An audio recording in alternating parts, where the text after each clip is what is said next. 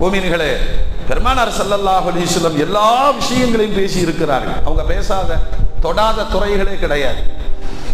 எல்லா பேச்சுக்களையும் முன்வைத்த பொழுது அல்லாஹ்வுடைய ரசூல் முதன்மையான இறுதியான பேச்சாக தன்னுடைய பேச்சை முடிக்கும் போதெல்லாம் அல்லாஹ்வை நினைவுபடுத்தாமல் முடித்தது கிடையாது.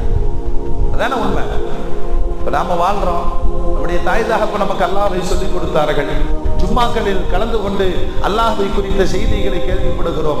ஆனால் அதே நேரத்தில் நம்முடைய பிள்ளைகளை உலக மோகம் உடையவர்களாக அப்படியே திருப்பிட்டோம். எல்கேஜியில தொடங்கி இப்ப எல்லாம் அட்மிஷன் நடந்துட்டு இருக்கு இல்லையா?